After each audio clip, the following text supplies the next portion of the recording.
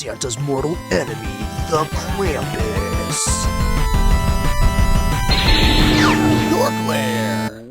Welcome to another DorkLair action figure review. Today I'm taking a look at the Figura Obscura retailer exclusive Red Krampus. So this was a pretty cool release shortly after the huge success of the Black Krampus last year. That was a direct Four Horsemen exclusive.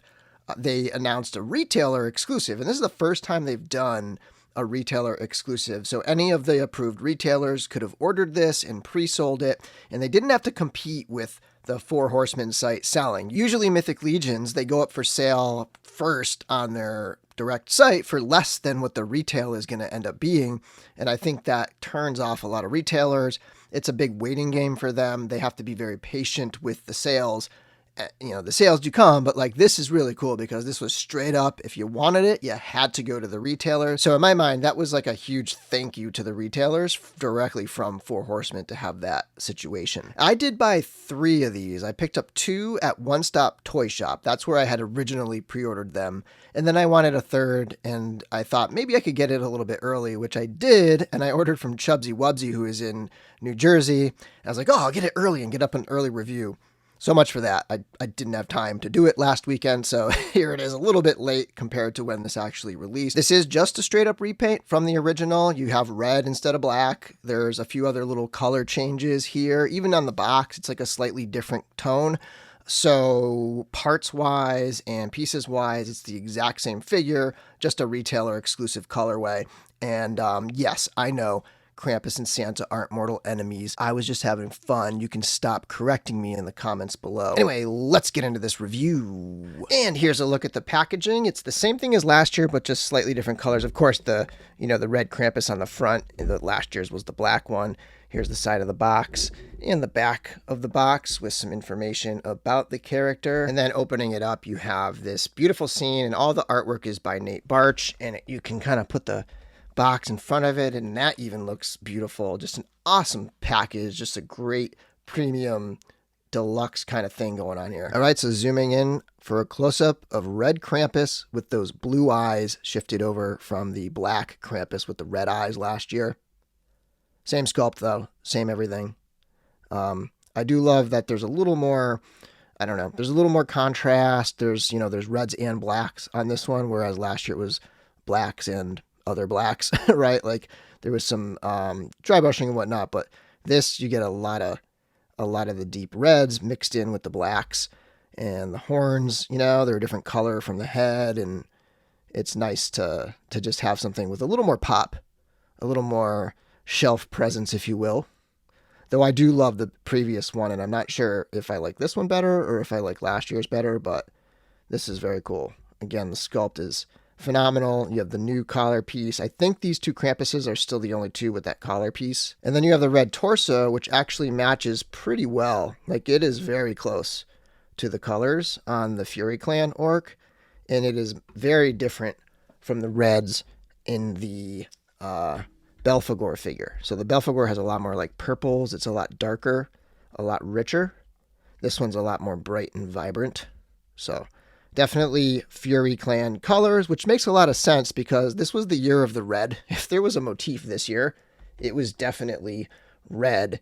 It was the Furious 4, and this is going to mix in really well with the Furious 4, and we'll do some swaps in a little while. So you've got the Knight's belt here, and the Barbarian in green. I love that this is in green. I don't think we have a green one of these yet, so that's a nice option, especially if you're into like the popping and swapping stuff, but gives it that Christmassy vibe to have the green loincloth. You have the orc gauntlets, orc boots here, and you've got the tail, and the tail matches up with the rest of the fur parts. Anyway, I love the look of these Krampus figures. Now let's take a look at Krampus next to a few other figures. First up, we have a couple kit bashes. On the left is sort of a Bromden kit bash with the Kylab cloth goods. Then on the right, we have the Elf Legion builder with Father Christmas's arms and hands and the skirt from Artemis Silvercord 2. Next up, getting into the other Figura Obscura figures. On the left, of course, is last year's Black Krampus. On the right is the Headless Horseman. Continuing the Christmassy theme, here we have Father Christmas himself and the Mezco 112 Collective Holiday Gomez. And the red theme on the left is Belphegor, on the right is the Fury Clan Orc. And like I said before, this matches much more with the Fury Clan Orc than it does with Belphegor. And for a sense of scale, here's a couple Masterverse figures. On the left is the Skeletor from the San Diego Comic-Con 2-pack, I believe. And on the right is a kit-bashed He-Man with the Monster Machine Creations head sculpt painted by Eric Miller. And finally, one bigger, one smaller. On the left is a Black Series Darth Maul. On the right is the Storm Collectibles Axe Battler from the Golden Axe line. For accessory, he does come with the switch, or the, bundle of sticks that he uses to whip the children with. And you can see it's differently painted from last year's version.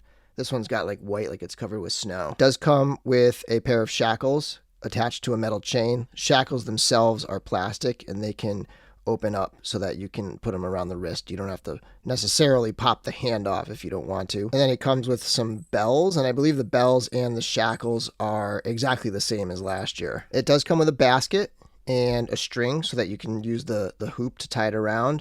And there's a lid on the basket that doesn't really stay in there very well. It just kind of rests on top. And here's how it compares to last year's basket. And this is how I have mine looped through. I just have it as one loop tied, and then I just put these around his shoulders. And yeah, so just a little bit different in terms of the paint scheme there. And inside the basket, you get a couple little extras. You get a 2.0 skull and skeleton hands for 2.0 skeleton, and then you get a 1.0 skull with the articulated jaw. And I also thought I would just share the skull that came with last year's. It's a little bit different. The eyes are painted in a shiny gray on last year's. So the paint job's a little different. He does come with an extra pair of hands. He's got a gesturing hand for each side and a standard gripping hand for each side. And of course you have the tail, and I thought this was kind of neat. They actually gave an illustrated warning. Push the tail into the body. Do not twist the tail as you push it into the body. So just push it straight in to the boom boom hole, as it's known in the Mythic Legion's Cabal. I think somebody said Nate Barch did this little illustration, which is hilarious. Let's get a look at the articulation. The head is on a ball joint. The collar's going to get in the way of him looking down in any sort of way. But there's a surprisingly good amount of motion with that collar. You'd expect it to really just lock it in place, but can move the head around pretty good. The articulation is a standard 1.0 body. This is going back to the original wave. This is the bare body, and the arm can go up into a T-pose. You can swing it all the way up if you need to. You can articulate the elbow just shy of 90 degrees with that single joint. There is a twist at that elbow as well. There's a twist at the gauntlet, twist at the wrist, horizontal hinge at the wrist as well. Nice ball joint at the waist. He can hunch forward this far, hunch back, side to side, and twist. There's a hinge and swivel at the hips. He can kick all the way out into the splits. You can twist at the top of the thigh. Single jointed knee comes out just shy of 90. Twist below the knee. Ankle rockers, feet can point down and up. And the tail is on a ball joint, so that can twist around and move in different directions depending on how you want to pose it. So standard 1.0 Mythic Legion style articulation, nothing mind-blowing, single joint elbows, single joint knees. But for those, minor limitations, it does move pretty well. Next up, a couple part swaps. I think this is probably the most obvious one, which is to take the cat head and tail from the Furious 4-pack, the exclusive version from Legion's Con, and then just give it a pair of feet and call it a cat, right? And then that collar piece works really well for the cat head. I just think it's perfect match. I also think the black cat head and tail that's going to come in the All-Stars 5+ wave is going to be awesome for the black Krampus. And another very obvious one is to take the Fury Clan Orc head and put it on the Krampus body. And I think when you have this head on there, you can see the slight variation, which to me is not in the color, it's more in the finish. The Fury Clan Orc feels a little bit shinier than the Krampus figure, but heads tend to kind of be off a little bit anyways. Usually there's a tanner, the head is tanner or something. It's not always exact match for the body, so I think this works really well. I think the colors are there, it's just a matter of the finish. And last but not least, I love the red armor, arms and legs on the Pelvicus / Lord Bashadi, the alpha figure. So I popped the hooves, the tail, and the head from Krampus on there, and I think this looks awesome. Anyway, I hope you enjoyed my video. If you want to see last year's review of the Black Krampus, check out this one right here. And until next time, may the Force be with you.